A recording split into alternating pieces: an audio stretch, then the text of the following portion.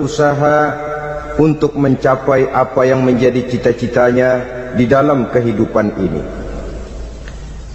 Segala daya dan dana, seluruh waktu dan tenaga, segenap kemampuan dan kekuatan dikerahkan untuk mencapai apa yang dicita-citakan. Ada orang yang di dalam berusaha mencapai cita-citanya tetap berpegang teguh kepada kaidah dan norma-norma yang harus dipatuhinya, baik itu norma-norma kehidupan bermasyarakat, berbangsa dan bernegara, lebih-lebih lagi itu menyangkut norma-norma kehidupan beragama. Artinya, di dalam mencapai cita-citanya, dia tetap menghormati dan mentaati halal haram, mengenal hak dan batil, tahu mana yang boleh dan mana yang tidak boleh. Tetapi di lain pihak, tidak jarang, bahkan banyak sekali orang-orang yang di dalam usaha mencapai cita-citanya terjebak dalam prinsip menghalalkan segala macam cara untuk mencapai satu tujuan. Tidak ada lagi kaedah dan norma-norma yang harus ditaatinya. Ia tidak peduli dengan halal dan haram. Ia tidak kenal hak dan batil. Ia tidak tahu mana yang boleh dan mana yang tidak boleh. Segala cara dilaksanakan asal tujuan tercapai. Maka lahirlah orang-orang yang mengambil jalan pintas dan potong kompas dalam usaha mencapai apa yang menjadi cita-cita dan tujuan dalam kehidupannya. Begitulah kita lihat dalam kehidupan ini. Yang di bawah ingin cepat naik ke atas, sementara yang di atas bertahan tidak mau turun dari tahta dan singgasananya. Maka terjadilah benturan-benturan nilai dan kepentingan. Terbentuklah klik, klan, grup dan sindikat-sindikat yang menyerupai mafia, di mana nilai objektivitas sudah sangat sulit ditemukan. Yang celakanya lagi, lahirlah budaya jilat-menjilat, upeti dan lain sebagainya asal tujuan bisa tercapai. Sementara itu yang miskin ingin cepat menjadi kaya, sedang yang kaya ingin menjadi lebih kaya lagi. Kalau boleh tidak hanya sekedar dia saja yang kaya, anaknya harus kaya, cucunya tidak boleh miskin dan kere, bahkan cucu daripada cucunya pun harus jadi orang-orang kaya. Ini keinginan yang wajar. Setiap orang tua tentu tidak ingin meninggalkan anak cucunya dalam keadaan miskin dan terlunta-lunta. Yang tidak wajar kalau keinginan itu membuat orang lalu menghalalkan segala macam cara, menyalahgunakan fasilitas yang dimilikinya, apalagi kalau dia berada dalam satu posisi di mana seharusnya dia memberikan contoh dan keteladanan. Maka akibatnya timbullah krisis wibawa, yang dari krisis wibawa ini mengendorlah disiplin. Sesungguhnya orang lalai, orang tidak mau berdisiplin karena di mukanya, di matanya, dalam pandangannya tidak ada lagi orang yang dianggapnya berwibawa.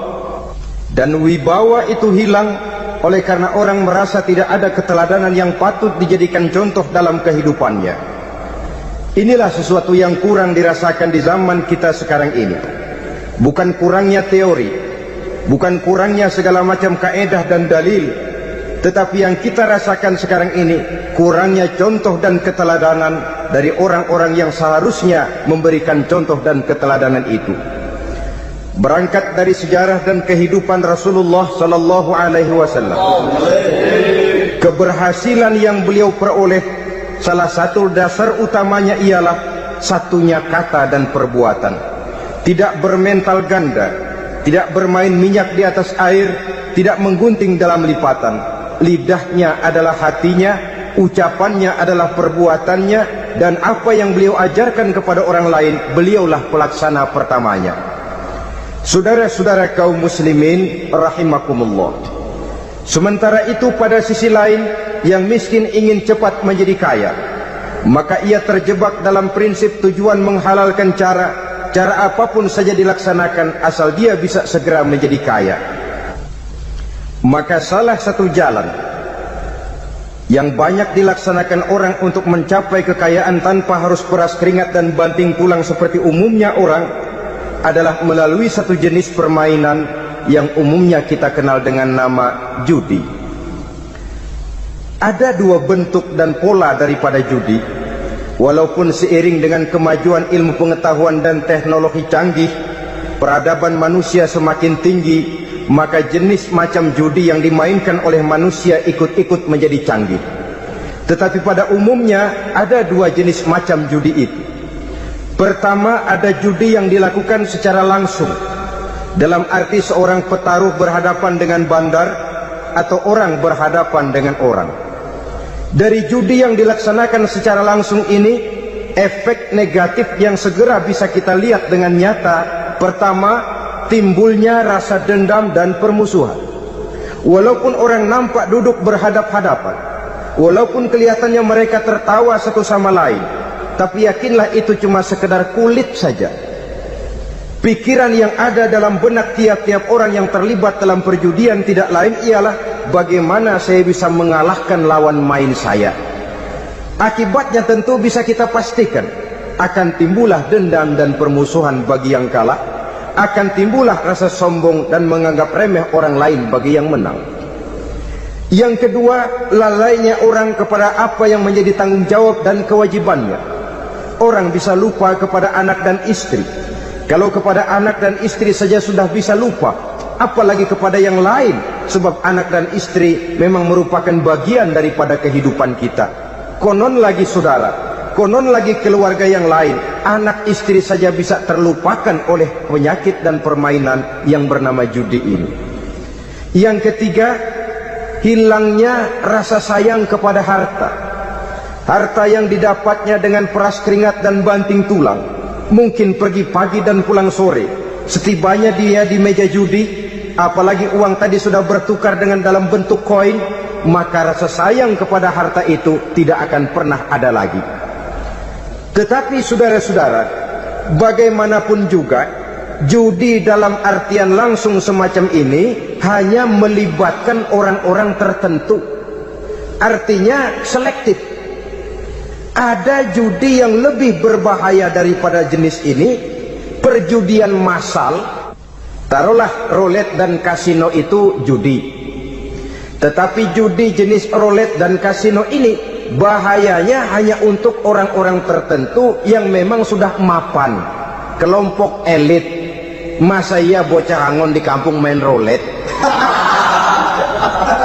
Apa ia yang tinggal di pinggir kali kenal kasino? Ya entahlah kalau kasino Prambos ya. Dari judi massal semacam ini lahirlah penyakit yang dinamakan tulul amal.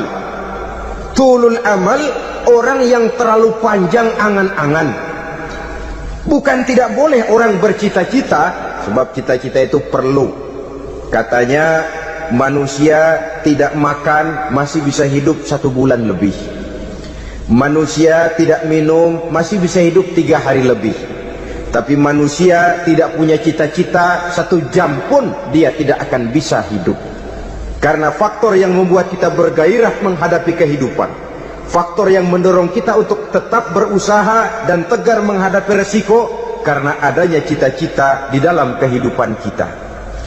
Tetapi cita-cita tanpa direalisir dengan usaha, cita-cita yang tidak berangkat dari kemampuan yang ada, pada akhirnya hanya akan merupakan cita-cita yang mengawang, tidak akan terwujud dalam kenyataan, dan akan membentuk manusia menjadi orang yang tulul amal, panjang angan-angan, terlalu muluk keinginan, tidak berangkat dari kemampuan dan kesanggupan yang ada pada dirinya sendiri. Maka penyakit inilah yang telah menghasilkan dan melahirkan penghayal-penghayal kelas berat, tukang-tukang ngelamun kelas tinggi yang hidup di angkasa luar. Dan sejarah belum pernah mencatat ada orang menjadi kaya karena judi, itu belum pernah. Saudara lihat saja orang kaya yang namanya Adnan Khashoggi, orang kaya yang namanya Henry Ford, orang kaya yang namanya Aristotle Onassis, orang kaya yang namanya David Rockefeller. Itu seluruhnya menjadi kaya bukan karena mereka terlibat dalam perjudian, tapi karena kerja keras, peras keringat, banting tulang. Dan itu dimulai sejak mereka masih remaja. Sehingga memang ada pepatah, ini baik sekali saya kira. Berpikirlah kamu di waktu pagi, bekerjalah kamu di waktu siang, makanlah di waktu sore, dan tidurlah di waktu malam. Berpikir di waktu pagi artinya belajar di kala muda. Bekerjalah di waktu siang artinya amalkan ilmu itu kalau sudah dewasa. Makanlah di waktu sore, hari tua nanti tinggal menikmati hasilnya. Tidurlah di waktu malam, maksudnya kalau mati, matilah dengan tenang. Logikanya berkaitan. Kalau pagi kita tidak mau berpikir, nanti siang kita tidak akan bisa bekerja. Kalau siang kita tidak mau bekerja, nanti sore makan apa? Kalau sore kita tidak makan, alamat malam tidak bisa tidur. Itu logika. Kalau di kala remaja dan muda kita hanya santai saja, maka hari dewasa kita akan menghadapi hidup ini dengan penuh kebingungan. Kalau hari dewasa penuh dengan kebingungan, alamat hari tua terlunta-lunta. Kalau hari tua terlunta-lunta, kita tidak akan bisa mati dengan tenang meninggalkan alam fana ini. Saudara-saudara kaum muslimin rahimakumullah. Sehingga ada pepatah mengatakan, many a great man start as a newspaper boy, katanya. Banyak orang besar yang mulai pekerjaannya dengan menjual koran.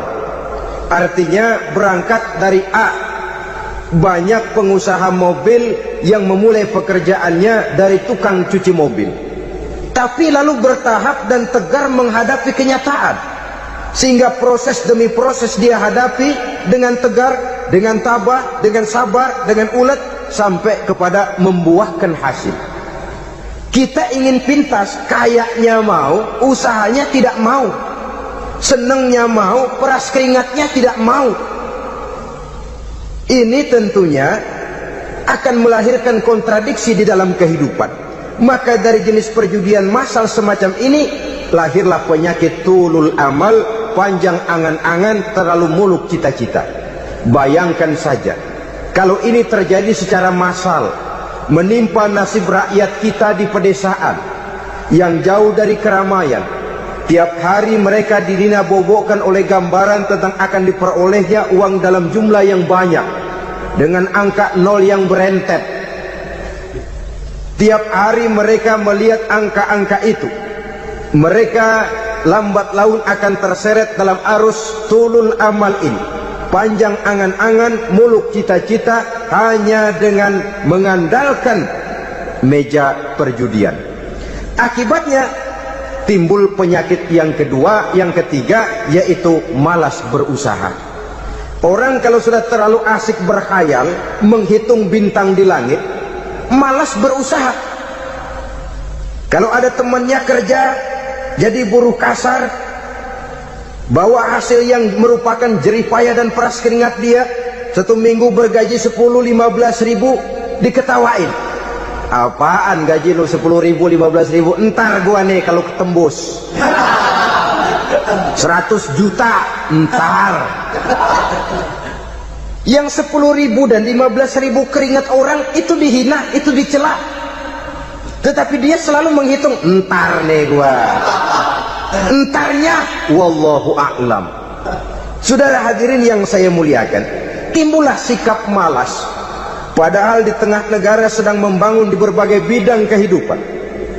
Maka sifat malas ini merupakan musuh kita, baik mengejar kemiskinan, baik mengejar kebodohan dan keterbelakangan kita di sektor-sektor lainnya. Alangkah akan terganggunya roda pembangunan di negara kita ini jikalau sebagian besar rakyat dihinggapi oleh penyakit malas, yang malas ini dilatar belakangi oleh penyakit tulul amal, terlalu muluk angan-angan, yang angan-angan ini dinina-bobokkan oleh keinginan untuk mendapatkan untung yang besar tanpa peras keringat dan banting tulang. Sasaran yang lebih jauh, dan ini yang paling kita khawatirkan, hancurnya kubu-kubu pertahanan moral daripada bangsa kita. Kita sependapat bahwa lebih penting daripada membangun jembatan adalah membangun manusia yang membangun jembatan. Bahwa lebih penting daripada mengaspal jalan raya adalah membangun mental manusia yang melaksanakan pengaspalan itu. Dengan kata lain, membangun dan mempersiapkan manusia pembangunan. Tanpa itu, maka saya merasa khawatir kalau nanti kita tidak akan sampai kepada target yang kita harapkan oleh karena kandas di tengah jalan. Saudara-saudara kaum muslimin rahimakumullah, Islam sebagai agama yang mengajarkan manusia untuk berusaha dan mengeluarkan segala kemampuan untuk melaksanakan segala usahanya itu, sangat membenci sifat malas, sangat membenci sifat tulul amal atau panjang angan-angan. Dan oleh karena judi melahirkan dua sifat itu, Islam sangat menganjurkan pengikutnya untuk menjauhi segala macam jenis perjudian, baik yang terang-terangan maupun yang dilakukan secara samar-samar, tidak ketara, judi canggih sesuai dengan canggihnya teknologi daripada manusia itu sendiri. Ini adalah penyakit yang meracuni masyarakat manusia dari sejak berpribadi, bertetangga, berumah tangga, sampai kepada berbangsa dan bernegara. Dan kasus-kasus yang timbul sudah cukup banyak, yang tidak mungkin lagi kita katakan hanya sekedar bersifat kasuistis, bersifat kasus-kasus kecil saja. Sebelum riaknya naik ke permukaan, marilah kita membuat benteng untuk masing-masing pribadi muslim memelihara dan menjaga diri jangan terseret dalam permainan yang bernama judi, apapun bentuknya, bagaimanapun cara dan ragamnya, karena jelas bahayanya lebih besar daripada manfaatnya. Taruhlah kita barangkali kemarin-marin hanyut dalam arus perjudian, tetapi hendaknya kita bisa mengambil pelajaran bahwa seorang mukmin adalah seorang yang apabila dia melakukan kesalahan, dia segera sadar, dijadikannya pelajaran untuk tidak diulanginya lagi pada masa-masa yang akan datang.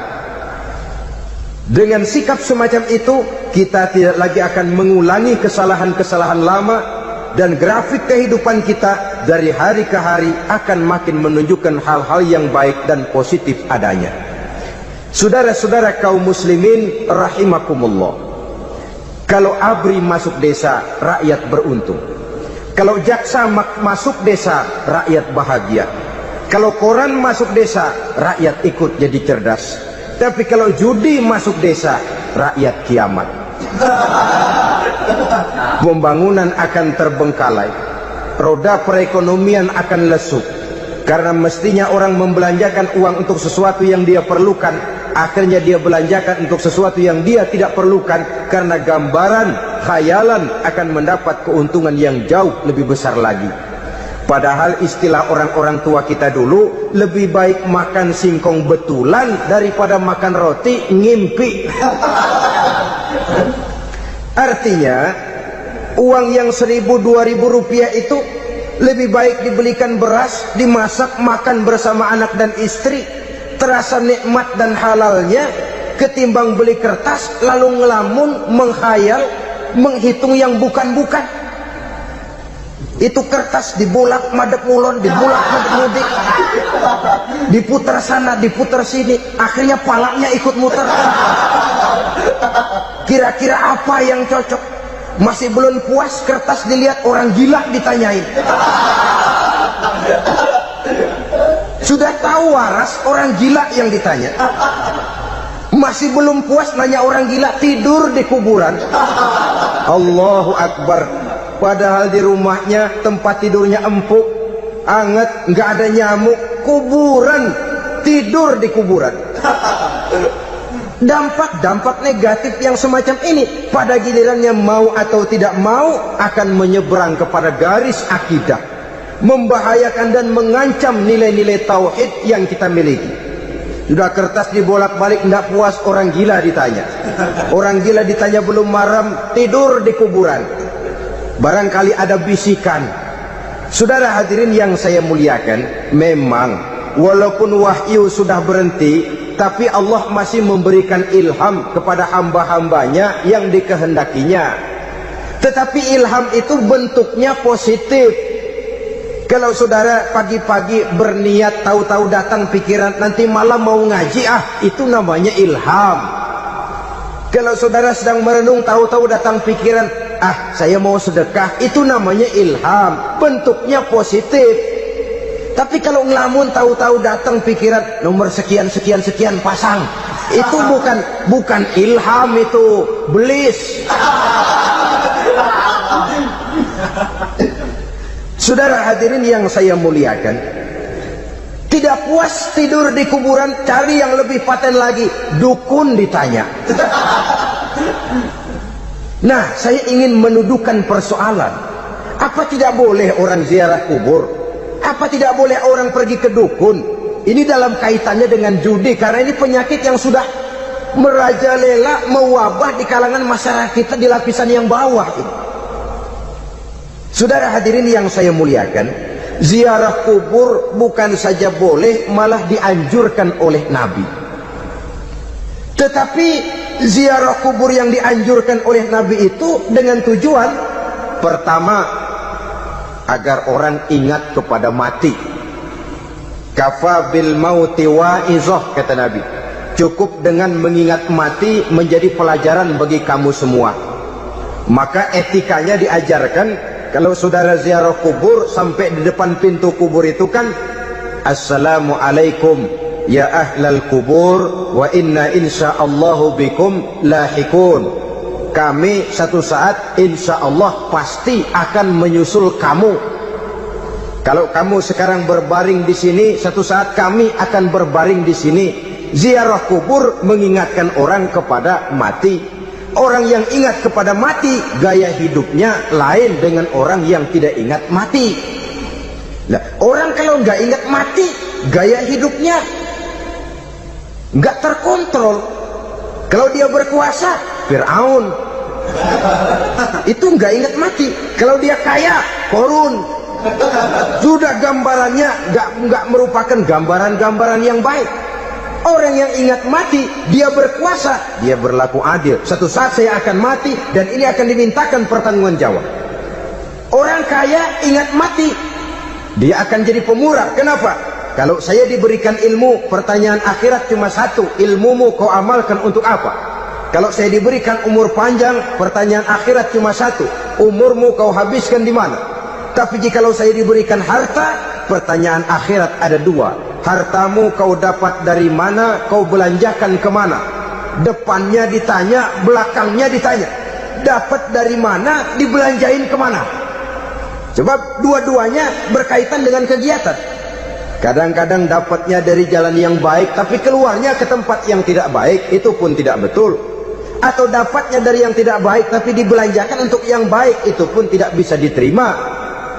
Oleh karenanya, dengan mengingat mati, gaya hidup seseorang jadi terkontrol karenanya.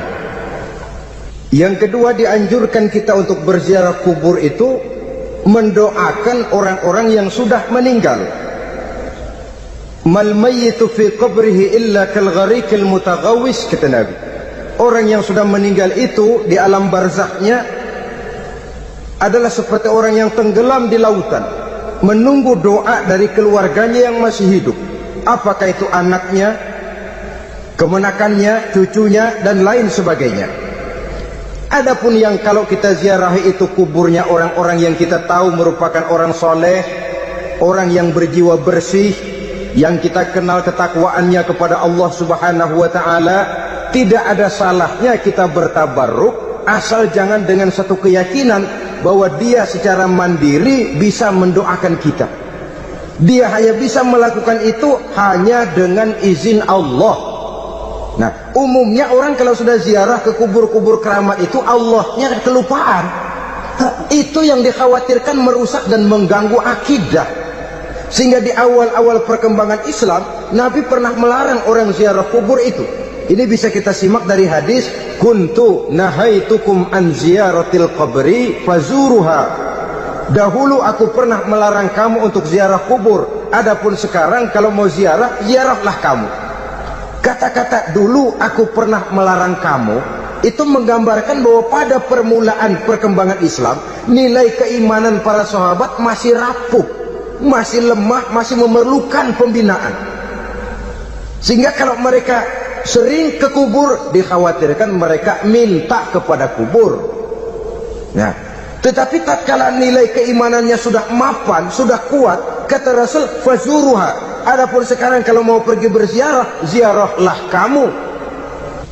Saudara hadirin yang saya muliakan, jadi jangan melupakan Allah. Saya bisa saja berkata, kalau saya misalnya pakai cincin, lalu saya bilang, saya sejak pakai cincin ini, jangan anak gadis, nenek-nenek ngelihat saya lemes. Atau sejak pakai cincin ini, dagangan laris bener. Cincin itu yang menggelincirkan akidah. Untuk tidak tergelincir, orang harus tidak melupakan Allah. Dia bisa berkata, alhamdulillah, Allah memberikan keistimewaan kepada batu cincin saya. Batu cincinnya tidak apa-apa, Allah yang memberikan keistimewaan. Ini dalam bentuk yang langsung. Dalam bentuk yang tidak langsung kita bisa lihat, misalnya kalau petani ditanya, oh ini bisa panen besar ini rahasianya apa Pak? Oh, pupuk urea. Pupuk urea.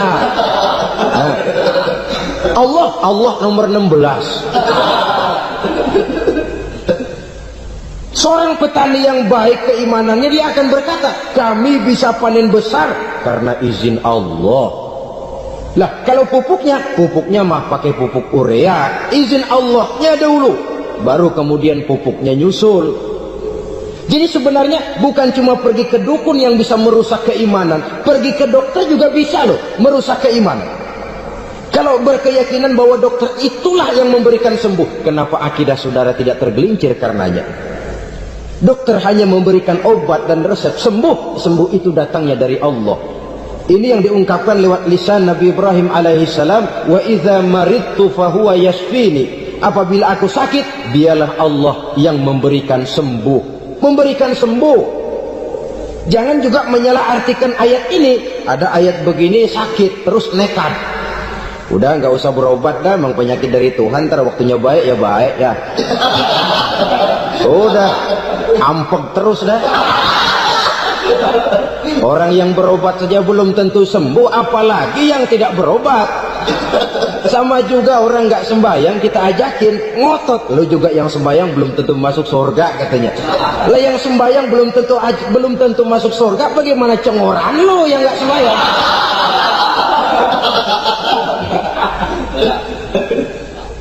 Saudara hadirin yang saya muliakan, kaum muslimin yang berbahagia. Jadi dengan demikian, maka jangan menghilangkan Allah. Kita, ajaran pokok dalam Islam adalah ajaran tentang tauhid. Nah, tauhid ini menyangkut mengesahkan Allah, baik di dalam zatnya, baik di dalam sifatnya, baik di dalam perbuatannya, baik di dalam beribadah kepadanya. Tauhid dalam ibadah itu ada. Tauhid dalam zat artinya zat Allah itu tidak tersusun, tidak terdiri dari bagian-bagian yang bisa dipecah-pecah. Ya seperti kita ini kan ada kepala, ada kaki, ada tangan. Allah tidak tersusun zatnya dari bagian-bagian. Esa zatnya tidak bisa dibagi-bagi. Esa sifatnya artinya Allah itu sifatnya tidak pernah berubah. Sejak dahulu sampai sekarang, Allah itu cinta kepada orang beriman yang melakukan kebaikan, dan Allah benci kepada orang kufur yang melakukan kejahatan. Mustahil satu saat Allah berubah. Orang kufur yang berbuat kejahatan didemenin, orang mukmin yang berbuat kebaikan dikeselin. Misalnya tahun 2000 Tuhan giliran jengkel sama orang mukmin, itu mustahil. Dia esa di dalam sifatnya. Lain dengan sifat kita manusia. Sifat kita ini kan relatif. Ada saatnya kita senang, lain saat yang kita senang betul kita caci maki. Hari ini kita caci maki, besok kita puji. Lihat teman kaya, habis kita omongin, boleh jadi dia kaya. Kenapa? Dukunnya 36. Begitu kita habis caci maki begitu, dia datang ngasih duit sama kita, cacian itu bisa berubah menjadi pujian. Lu ya emang bukan main dah. Sifat kita itu relatif, bisa terpengaruh oleh situasi dan kondisi. Saudara hadirin yang saya hormati, kaum muslimin yang berbahagia, Allah juga esa di dalam perbuatannya. Artinya di dalam menciptakan apapun yang akan diciptakan oleh Allah, di dalam melakukan apapun yang akan dilakukan oleh Allah, tidak terikat kepada faktor lain, tidak memerlukan bantuan lain. Dia adalah mutlak. Nah, kemudian kita mengesahkan Allah dalam zatnya, mengesahkan Allah dalam sifatnya, mengesahkan Allah dalam perbuatannya, belum tentu berarti kita mengesahkan Allah dalam ibadahnya. Sebab banyak orang yang yakin betul Allah itu esa, teguh dengan pendiriannya. Tuhan lu siapa? Allah. Allah bagaimana? Esa. Bagaimana kalau dua? Kagak. Tiga? Enggak. Mantap. Soal tahlil paten. Tapi dalam ibadah kadang-kadang dia tidak mentauhidkan Allah. Ini makna wa ma umiru illa liya'budullaha mukhlisin. Kami tidak memerintahkan kepadamu kecuali untuk beribadah kepadaku, kata Allah, dengan ikhlas. Beribadah kepada Allah dengan ikhlas itu artinya apa? Beribadah hanya untuk Allah saja. Nah, kalau hanya untuk Allah saja, lalu kita minta berdoa di depan kuburan orang yang soleh, apa syirik? Tidak syirik.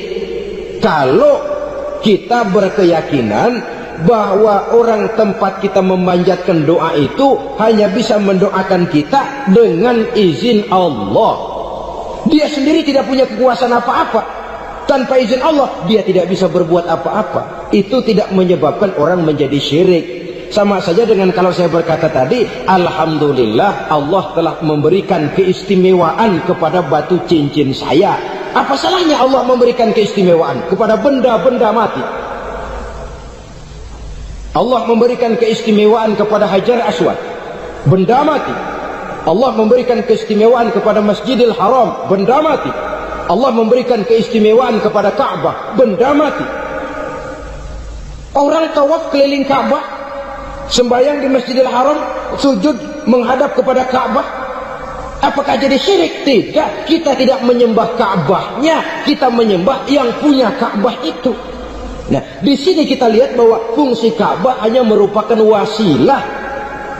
Tapi kalau Allahnya kita hilangkan, jadilah kita penyembah batu. Hanya saja batu itu berbentuk 4 bernama Ka'bah. Sa'i, orang yang melaksanakan haji, lari-lari antara Safa dan Marwah, amalan apa itu? Seakan-akan kita menghormati bukit-bukit, gunung-gunung. Tapi bukan itu yang kita tuju dalam pelaksanaan sa'i itu. Yang kita tuju adalah ini perintah Allah, Allahnya yang diutamakan. Maka hal semacam ini tidak menyebabkan orang menjadi syirik dan tergelincir dari tauhid. Tapi kalau ziarah kubur dengan niat cari buntutan, cari nomor yang cocok, ini niatnya saja sudah salah. Nah, kalau berangkat dengan niat yang salah, sampai di sana saya yakin, seyakin-yakinnya amalannya pasti salah. Lah, kubur yang diziarahin bukan kubur orang soleh. Ya mana ada orang soleh ngasih kode buntut. Ada juga orang salah, bukan orang soleh itu. Kadang-kadang dia nggak tahu kuburan siapa, nongkrong aja di situ. Memang sulit, saudara-saudara. Mental ya, namanya mental. Kalau memang mental sudah mental judi, apa saja bisa dijudiin. Jadi orang nggak perlu sebenarnya pemerintah terlalu gini, nggak usah. Kembali saja kepada mental. Kalau mental memang sudah mental judi, apaan aja bisa dijudiin. Pulang tengah malam nabrak babi, babi yang keluar nih.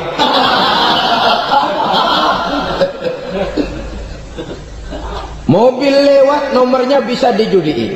Bajai lewat, bajai bisa dijudiin. Mental. Kalau memang mental sudah mental judi, apapun saja bisa dijudikan. Saudara hadirin yang saya muliakan, lalu bagaimana dengan dukun? Ya, saudara hadirin, pergi ke dukun hakikatnya sama dengan pergi ke dokter. Orang berusaha melaksanakan yang namanya syariat hakikatnya kembalikan kepada Allah, syariatnya kita laksanakan. Tetapi, nah ini tetapi, yang pertama saudara harus tahu betul dukunnya itu bayang apa enggak, agamanya kuat apa enggak. Sebab ya tentu tidak ada dukun yang jelek, karena pada umumnya penyakit dukun itu kan nyohor, iklan lewat koleha-kolehanya.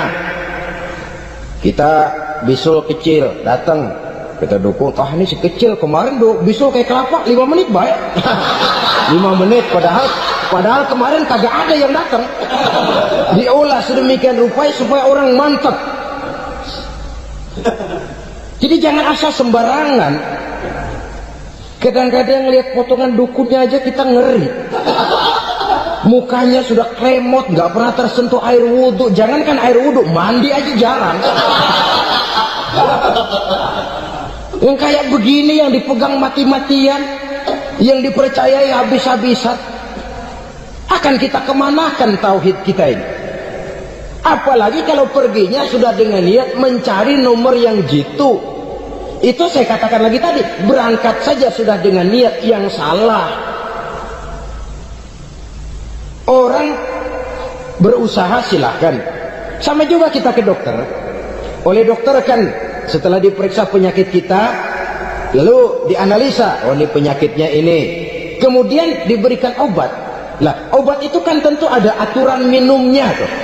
Yang kapsul ini sehari 3 kali, yang tablet ini sehari 2 kali. Kalau kita minumnya kelebihan, overdosis namanya. Saking pengen cepet baik, sekali minum 10 tablet. Ya memang nggak sakit-sakit lagi, tapi nggak hidup sudah. Habis. Kita pun dalam melaksanakan amalan hidup beragama begitu. Saudara datang kepada kiai, orang-orang soleh, meminta amalan, wiridan, itu jangan sampai overdosis. Tidak sesuai dengan kemampuan pribadi. Wong masih SD sudah minta matematika kelas SMP, celeng. Baru SMP sudah minta diajarkan filsafat kelas perguruan tinggi, semaput. Kenapa? Daya tampungnya nggak kuat. Emang ukuran secangkir, minta di sini seember, ya luber.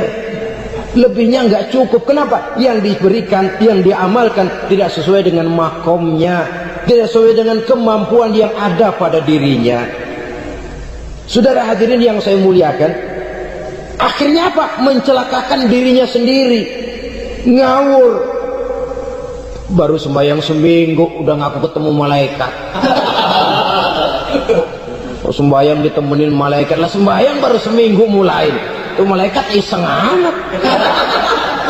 Ya walaupun kalau Allah izinkan tidak mustahil, tapi kan tidak logik.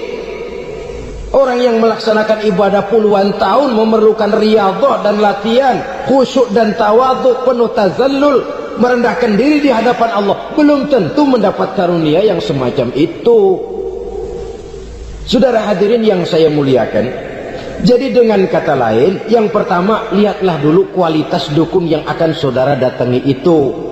Ini kualitas black apa kualitas white, aspal apa cat putih, sehingga jangan sampai kita salah pilih. Sebab biasanya orang kalau sudah hanyut di kali, rumput pun dia pegangin. Dia tahu kalau rumput tidak akan bisa menahan bobot badannya, tapi karena posisinya posisi terjepit, rumput pun dia pegang. Ini satu gambaran psikologis betapa orang dalam keadaan panik, kepepet, kejepit, yang tidak mestinya dipegang pun akan dipegangnya juga. Walaupun dia tahu itu tidak akan bisa menahan bobot badannya, namun dipegangnya juga. Oleh karenanya, yang pertama lihat dulu kualitas dukunnya. Yang kedua, saudara-saudara, jangan berkeyakinan bahwa dukun itulah yang memberikan permintaan saudara. Si dukun hanya bisa dengan izin Allah. Nah ini kuncinya. Kalau izin Allahnya dihilangkan, dan ini yang jarang. Bah biasanya kalau kita diajak ke dukun, di sono aja no paten banget. Abah ano, abah ini, abah ano, abah-abah. Lah, lalu pikiran kita kan terfokus. Dikala itulah kita mulai menyampingkan Allah. Di situ yang dikhawatirkan nilai tauhid kita jadi tergoyah karenanya. Bahwa orang yang kita datangi, yang kita kenal kesolehan dan ketakwaannya, hanya bisa memberikan pertolongan dengan izin Allah. Dengan izin Allah dia doakan kita dan doanya kabul. Dengan izin Allah dia penuhi hajat kita dan hajat kita jadi terlaksana, jadi kenyataan dengan izin Allah. Sebab Allah itu memberikan keistimewaan. Ada waktu istimewa, ada tempat istimewa, ada jam istimewa. Kenapa sih sedekah hari Jumat dengan sedekah hari Kamis pahalanya kok lebih besar hari Jumat? Karena itu waktu istimewa. Kenapa untuk sembahyang sunnah dianjurkan sepertiga malam yang terakhir? Karena itu waktu istimewa. Kenapa doa di Multazam, di dekat Hajar Aswad, di Hijr Ismail, di Raudhah dikabulkan Allah? Karena itu tempat istimewa. Memang kadang-kadang ada orang berkata, kalau mau berdoa kenapa mesti di kuburan wali? Di rumah juga berdoa, Tuhan dengar. Betul, Tuhan dengar, bahkan tidak berdoa pun Allah tahu isi hati kita. Tapi soal dikabulkan atau tidak, itu hak Allah. Dan Allah memberikan fasilitas kepada tempat-tempat tertentu dan istimewa. Dan itu diajarkan oleh Nabi. Di Raudhah perbanyak doa. Kenapa? Itu tempat yang mustajabah. Artinya Allah memberikan keistimewaan kepada tempat-tempat tertentu. Dalam konteksnya dengan ini, makom para aulia, para wali, para ulama soleh, tidak ada salahnya kita berdoa di sana, bertawassul, bukan meminta kepada si kiai, bukan meminta kepada si ulama, bukan meminta kepada si wali, meminta kepada Allah melalui tempat yang orangnya kita yakin dekat dengan Allah. Walaupun Allah tidak memerlukan perantara, itu jelas. Allah tidak memerlukan calo, memang. Tapi Allah menyediakan waktu dan tempat-tempat istimewa, itu harus kita manfaatkan untuk mendekatkan diri dan berdoa kepadanya. Saudara-saudara kaum muslimin rahimakumullah, saya kembali dalam konteksnya dengan dukun yang akhir-akhir ini jadi populer karena merajalelanya judi sampai kepada desa-desa, pedesaan-pedesaan terpencil, yang akibatnya menjauhkan orang dari nilai tauhid.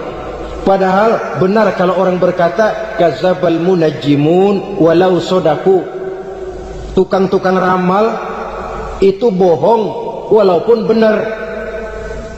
Kalaupun betul, kebetulan. Itu maksudnya bohong walaupun betul, betulnya betul kebetulan. Maka para remaja itu biasanya gemar kepada membaca bintang Anda minggu ini, kan begitu toh? Nah, apa Aries, apa Virgo, apa Leo dan sebagainya, dan itu memang menarik untuk dibaca. Rezeki sebelah kulon, asmara anget. Saudara hadirin, hal yang semacam ini boleh saja untuk dibaca, tapi tidak untuk diyakini kebenarannya. Boleh saja untuk dibaca, tapi tidak untuk diyakini kebenarannya. Karena meyakini kebenarannya sama saja dengan mendahului Allah. Dan itu bisa menggelincirkan nilai-nilai tauhid kita. Tauhid dalam ibadah, saya katakan tadi, menyembah hanya kepada Allah, bermohon hanya kepada Allah dengan menggunakan fasilitas-fasilitas yang disediakan oleh Allah, baik berupa waktu maupun tempat-tempat tertentu. Dan orang-orang, kalau waktu dan tempat saja ada yang diberikan keistimewaan oleh Allah, padahal tempat itu benda mati, apalagi manusia yang merupakan makhluk hidup. Saudara hadirin yang saya muliakan, saudara-saudara kaum muslimin yang berbahagia, sehingga dengan demikian kita tetap menjaga nilai-nilai akidah. Dan dengan ini syariat kita laksanakan tanpa membuang hakikat. Sebab hakikat tanpa syariat itu kosong. Syariat tanpa hakikat juga tidak ada tujuan. Yang penting hati bersih, nggak sembahyang nggak apa-apa. Mana bisa begitu, Mas? Kalau memang hati bersih nggak usah sembahyang nggak apa-apa. Nabi Muhammad dulu berhenti dong sembahyang. Sebab beliau orang yang hatinya paling bersih. Nah, orang yang hatinya paling bersih saja sembahyang yang nggak berhenti, masa kita lalu mau berhenti? Yang penting kan kita bisa dekat dengan Allah melalui perasaan, banyak-banyak ingat. Apa itu sembahyang? Macam-macam. Itu hakikat saja tanpa syariat ia tidak bisa. Syariat saja tanpa hakikat juga gerak lahir yang tanpa roh namanya. Kita melakukan sholat tapi kita tidak tahu untuk apa kita sholat dan kenapa kita sholat dan siapa yang kita sembah di dalam kita sholat.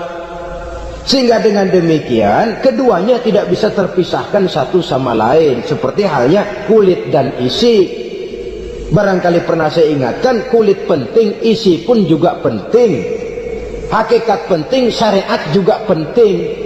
Dan kita jangan salah mengartikan, terjebak dalam ucapan-ucapan yang masih memerlukan penafsiran, sehingga lalu kita cenderung mendiskreditkan dan menjelekkan para wali. Misalnya ada ucapannya Syekh Abdul Qadir Jailani yang berkata begini, barang siapa yang masuk ke rumahku lalu ia memakan makananku, maka ia akan masuk surga. Ini kalau ucapan ini dipahami secara apa adanya, ya jelas orang bisa tergelincir. Tapi kalau ditafsirkan secara betul, siapa yang masuk ke dalam rumahku? Di mana rumah Syekh Abdul Qadir? Di mana umumnya rumah para wali? Di masjid. Jadi siapa yang masuk ke dalam rumahku? Masjid. Lah kalau sudah di dalam masjid, makanannya apa? Getuk. Tentu saja tidak. Kalau sudah di masjid itu ya makanannya ya wirid, zikir, tahajud, baca Quran, paling kurang iktikaf. Jadi siapa yang masuk ke masjid lalu dia sujud, wirid, zikir, ya jelas saja surga. Jangan membaca ucapan ini dan terus rame-rame nyari bekas rumah Syekh Abdul Qadir, rame-rame masuk ya rumah kecil. Saudara hadirin, kita terlalu terpaku kepada materi ucapan dan melupakan filsafat daripada ucapan itu sendiri. Dalam kondisi yang sedemikian, sangat boleh jadi orang lalu tergelincir karenanya. Oleh karena itulah saudara-saudara, saya kembali kepada satu prinsip, bahwa sebenarnya dengan tidak perlu menyalahkan pihak-pihak lain, mari kita kembali kepada sikap mental kita sebagai muslim. Kalau mental memang sudah mental penjudi, apapun bisa dijudikan. Tapi kalau mental itu tidak ada, walaupun di kiri kanan dan depan belakang banyak dibuka tempat-tempat perjudian, saya yakin kita akan mampu menahan dan menjaga diri. Sikap mental inilah yang memerlukan pembinaan dari kita semua. Sehingga dengan demikian kita akan menjadi pribadi-pribadi yang bisa bertahan dari segala gempuran-gempuran yang datang dari luar karena adanya prinsip ketahanan mental itu tadi. Sekali lagi saya ingatkan bahwa judi selamanya tidak akan pernah mendatangkan kebahagiaan. Judi tidak akan membuat orang menjadi kaya. Judi tidak akan membuat orang makin akrab berteman dan bersaudara. Yang jelas judi melahirkan permusuhan dan dendam, membangkitkan rasa malas, memulukan angan-angan tanpa mau peras keringat dan banting tulang, melalaikan orang dari tanggung jawab dan kewajibannya, membuat ia lupa kepada anak, istri dan seluruh keluarganya, dan pada akhirnya dia akan terjebak dalam satu permainan yang makin menjauhkan dia dari proses kesadarannya sebagai manusia. Sebagai uraian penutup, marilah kita renungi firman Allah dalam Al-Baqarah ayat 208. A'udzu billahi minasyaitonir rajim. Ya ayyuhalladzina amanu dukhulu fis silmi kaffah wa la tattabi'u khutuwatis syaitan innahu lakum aduwwum mubin. Hai orang-orang yang beriman, masuklah kamu ke dalam keselamatan. Masuklah kamu ke dalam Islam secara keseluruhan. Jangan kamu mengikuti jejak-jejak setan, karena setan adalah musuhmu yang nyata dan jelas. Judi termasuk jejak-jejak yang ditinggalkan oleh setan untuk diikuti oleh kita agar kita mendapatkan kesengsaraan baik di dunia lebih-lebih di akhirat nanti. Semoga Allah selamatkan kita Allah selamatkan seluruh bangsa kita dari penyakit-penyakit judi yang melahirkan efek-efek negatif dalam kehidupan. Terima kasih atas perhatian saudara. Mohon maaf atas segala kekurangan. Usikum wa nafsi bitaqwallah. Wassalamualaikum warahmatullahi wabarakatuh. Waalaikumsalam warahmatullahi wabarakatuh.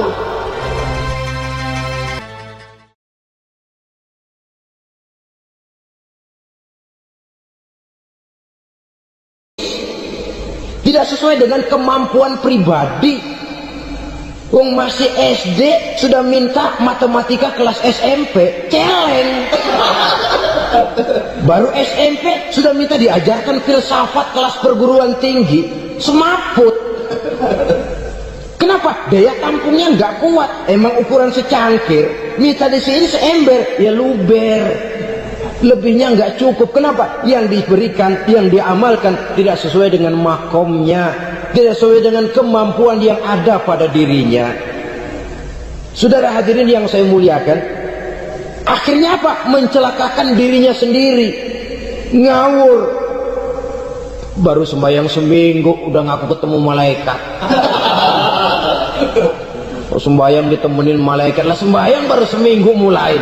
Itu malaikat iseng amat. Ya walaupun kalau Allah izinkan tidak mustahil, tapi kan tidak logik. Orang yang melaksanakan ibadah puluhan tahun memerlukan riyadhah dan latihan, khusyuk dan tawadhu, penuh tazallul, merendahkan diri di hadapan Allah, belum tentu mendapat karunia yang semacam itu. Saudara hadirin yang saya muliakan, jadi dengan kata lain, yang pertama, lihatlah dulu kualitas dukun yang akan saudara datangi itu. Ini kualitas black apa kualitas white? Aspal apa cat putih? Sehingga jangan sampai kita salah pilih. Sebab biasanya orang kalau sudah hanyut di kali, rumput pun dia pegangin. Dia tahu kalau rumput tidak akan bisa menahan bobot badannya, tapi karena posisinya posisi terjepit, rumput pun dia pegang. Ini satu gambaran psikologis betapa orang dalam keadaan panik, kepepet, kejepit, yang tidak mestinya dipegang pun akan dipegangnya juga. Walaupun dia tahu itu tidak akan bisa menahan bobot badannya, namun dipegangnya juga. Oleh karenanya, yang pertama, lihat dulu kualitas dukunnya. Yang kedua, saudara-saudara, jangan berkeyakinan bahwa dukun itulah yang memberikan permintaan saudara. Si dukun hanya bisa dengan izin Allah. Nah ini kuncinya. Kalau izin Allahnya dihilangkan, dan ini yang jarang. Bah biasanya kalau kita diajak ke dukun, di sono aja no paten banget. Abah ano, abah ini, abah ano, abah-abah. Nah, lalu pikiran kita kan terfokus. Dikala itulah kita mulai menyampingkan Allah. Di situ yang dikhawatirkan nilai tauhid kita jadi tergoyah karenanya. Bahwa orang yang kita datangi, yang kita kenal kesolehan dan ketakwaannya, hanya bisa memberikan pertolongan dengan izin Allah. Dengan izin Allah dia doakan kita dan doanya kabul. Dengan izin Allah dia penuhi hajat kita dan hajat kita jadi terlaksana, jadi kenyataan dengan izin Allah. Sebab Allah itu memberikan keistimewaan. Ada waktu istimewa, ada tempat istimewa, ada jam istimewa. Kenapa sih sedekah hari Jumat dengan sedekah hari Kamis pahalanya kok lebih besar hari Jumat? Karena itu waktu istimewa. Kenapa untuk sembahyang sunnah dianjurkan sepertiga malam yang terakhir? Karena itu waktu istimewa. Kenapa doa di Multazam, di dekat Hajar Aswad, di Hijr Ismail, di Raudhah dikabulkan Allah? Karena itu tempat istimewa. Memang kadang-kadang ada orang berkata, kalau mau berdoa kenapa mesti di kuburan wali? Di rumah juga berdoa, Tuhan dengar. Betul, Tuhan dengar, bahkan tidak berdoa pun Allah tahu isi hati kita. Tapi soal dikabulkan atau tidak, itu hak Allah. Dan Allah memberikan fasilitas kepada tempat-tempat tertentu dan istimewa. Dan itu diajarkan oleh Nabi. di raudhah, perbanyak doa. Kenapa? Itu tempat yang mustajabah. Artinya Allah memberikan keistimewaan kepada tempat-tempat tertentu. Dalam konteksnya dengan ini, makom para aulia, para wali, para ulama soleh, tidak ada salahnya kita berdoa di sana, bertawassul. Bukan meminta kepada si kiai, bukan meminta kepada si ulama, bukan meminta kepada si wali, meminta kepada Allah melalui tempat yang orangnya kita yakin dekat dengan Allah. Walaupun Allah tidak memerlukan perantara, itu jelas. Allah tidak memerlukan calo, memang. Tapi Allah menyediakan waktu dan tempat-tempat istimewa, itu harus kita manfaatkan untuk mendekatkan diri dan berdoa kepadanya.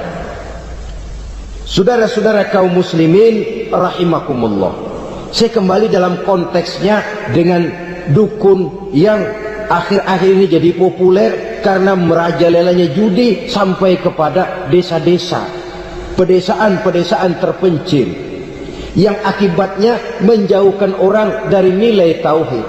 Padahal benar kalau orang berkata kadzabal munajjimun walau sodaku, tukang-tukang ramal itu bohong walaupun benar. Kalaupun betul, kebetulan. Itu maksudnya bohong walaupun betul, betulnya betul kebetulan. Maka para remaja itu biasanya gemar kepada membaca bintang Anda minggu ini, kan begitu toh?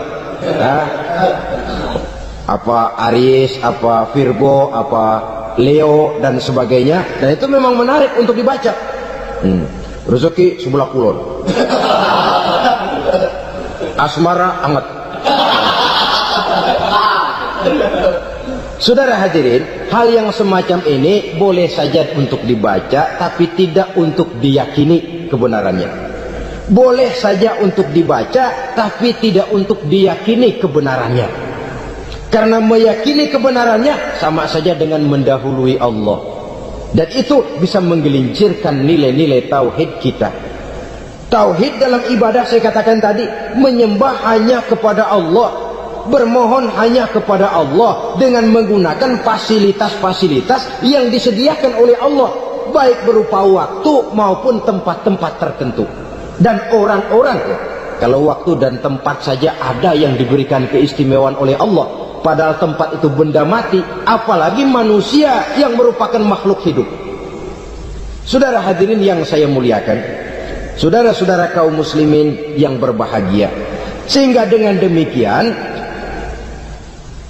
kita tetap menjaga nilai-nilai akidah. Dan dengan ini syariat kita laksanakan tanpa membuang hakikat. Sebab hakikat tanpa syariat itu kosong. Syariat tanpa hakikat juga tidak ada tujuan. Yang penting hati bersih, nggak sembahyang nggak apa-apa. Mana bisa begitu, Mas? Kalau memang hati bersih nggak usah sembahyang nggak apa-apa. Nabi Muhammad dulu berhenti dong sembahyang. Sebab beliau orang yang hatinya paling bersih. Nah, orang yang hatinya paling bersih saja sembahyangnya nggak berhenti, masa kita lalu mau berhenti? Yang penting kan kita bisa dekat dengan Allah melalui perasaan, banyak-banyak ingat. Apa itu sembahyang? Macam-macam. Itu hakikat saja tanpa syariat ya tidak bisa. Syariat saja tanpa hakikat juga gerak lahir yang tanpa roh namanya. Kita melakukan sholat tapi kita tidak tahu untuk apa kita sholat dan kenapa kita sholat dan siapa yang kita sembah di dalam kita sholat.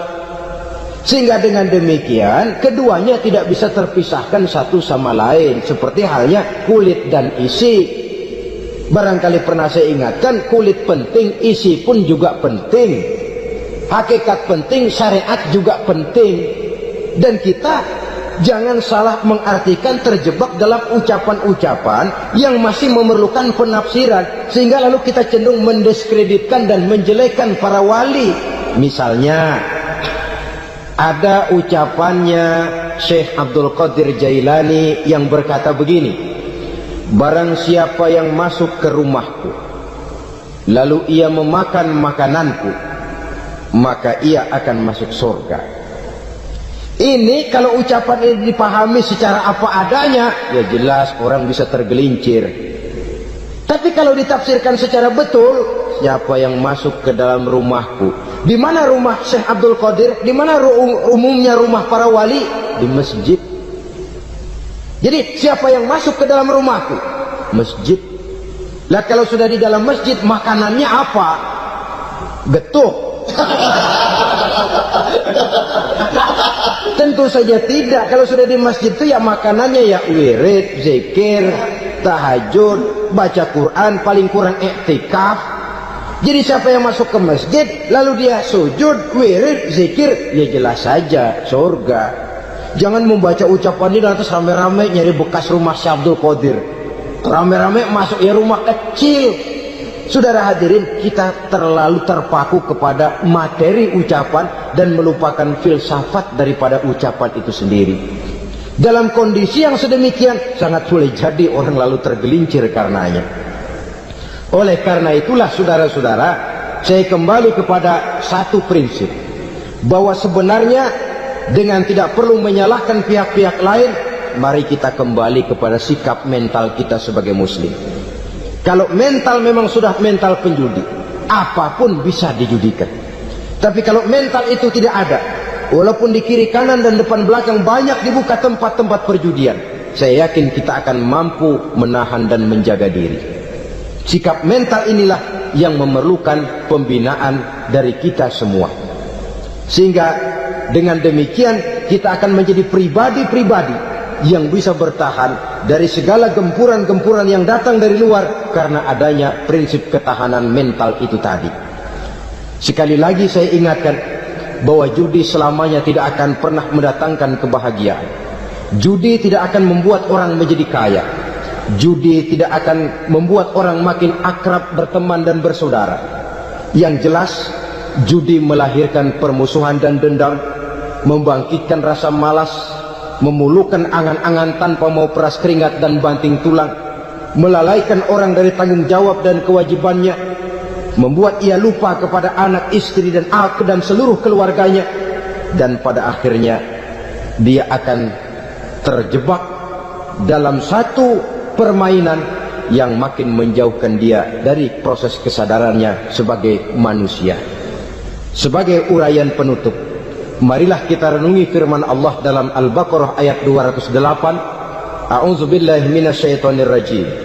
Ya ayyuhalladzina amanu dukhulu fis silmi kaffah wa la tattabi'u khutuwatis syaitan innahu lakum aduwwum mubin. Hai orang-orang yang beriman, masuklah kamu ke dalam keselamatan, masuklah kamu ke dalam Islam secara keseluruhan. Jangan kamu mengikuti jejak-jejak setan, karena setan adalah musuhmu yang nyata dan jelas. Judi termasuk jejak-jejak yang ditinggalkan oleh setan untuk diikuti oleh kita agar kita mendapatkan kesengsaraan baik di dunia, lebih-lebih di akhirat nanti. Semoga Allah selamatkan kita, Allah selamatkan seluruh bangsa kita dari penyakit-penyakit judi yang melahirkan efek-efek negatif dalam kehidupan. Terima kasih atas perhatian saudara. Mohon maaf atas segala kekurangan. Usikum wa nafsi bitaqwallah. Wassalamualaikum warahmatullahi wabarakatuh. Waalaikumsalam warahmatullahi wabarakatuh.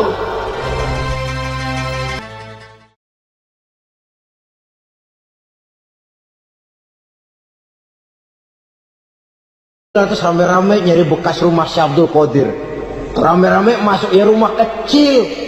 Saudara hadirin, kita terlalu terpaku kepada materi ucapan dan melupakan filsafat daripada ucapan itu sendiri. Dalam kondisi yang sedemikian sangat boleh jadi orang lalu tergelincir karenanya. Oleh karena itulah saudara-saudara, saya kembali kepada satu prinsip, bahwa sebenarnya dengan tidak perlu menyalahkan pihak-pihak lain, mari kita kembali kepada sikap mental kita sebagai muslim. Kalau mental memang sudah mental penjudi, apapun bisa dijudikan. Tapi kalau mental itu tidak ada, walaupun di kiri kanan dan depan belakang banyak dibuka tempat-tempat perjudian, saya yakin kita akan mampu menahan dan menjaga diri. Sikap mental inilah yang memerlukan pembinaan dari kita semua. Sehingga dengan demikian kita akan menjadi pribadi-pribadi yang bisa bertahan dari segala gempuran-gempuran yang datang dari luar karena adanya prinsip ketahanan mental itu tadi. Sekali lagi saya ingatkan bahwa judi selamanya tidak akan pernah mendatangkan kebahagiaan. Judi tidak akan membuat orang menjadi kaya. Judi tidak akan membuat orang makin akrab berteman dan bersaudara. Yang jelas, judi melahirkan permusuhan dan dendam, membangkitkan rasa malas, memulukan angan-angan tanpa mau peras keringat dan banting tulang, melalaikan orang dari tanggung jawab dan kewajibannya, membuat ia lupa kepada anak, istri dan seluruh keluarganya, dan pada akhirnya dia akan terjebak dalam satu permainan yang makin menjauhkan dia dari proses kesadarannya sebagai manusia. Sebagai uraian penutup, marilah kita renungi firman Allah dalam Al-Baqarah ayat 208. A'udzubillahi minasyaitonir rajim. Ya ayyuhalladzina amanu dukhulu fis silmi kaffah wa la tattabi'u khutuwatis syaitan innahu lakum aduwwum mubin. Hai orang-orang yang beriman, masuklah kamu ke dalam keselamatan. Masuklah kamu ke dalam Islam secara keseluruhan.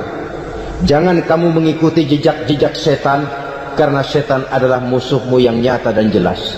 Judi termasuk jejak-jejak yang ditinggalkan oleh setan untuk diikuti oleh kita agar kita mendapatkan kesengsaraan baik di dunia, lebih-lebih di akhirat nanti.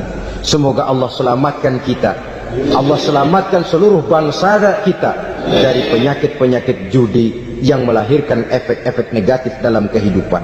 Terima kasih atas perhatian saudara. Mohon maaf atas segala kekurangan. Usikum wa nafsi bitaqwallah. Wassalamualaikum warahmatullahi wabarakatuh. Waalaikumsalam warahmatullahi wabarakatuh.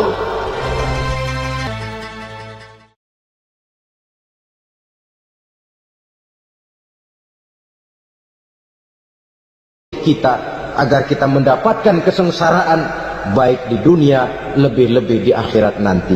Semoga Allah selamatkan kita, Allah selamatkan seluruh bangsa kita dari penyakit-penyakit judi yang melahirkan efek-efek negatif dalam kehidupan. Terima kasih atas perhatian saudara. Mohon maaf atas segala kekurangan. Usikum wa nafsi bitaqwallah. Wassalamualaikum warahmatullahi wabarakatuh. Waalaikumsalam warahmatullahi wabarakatuh.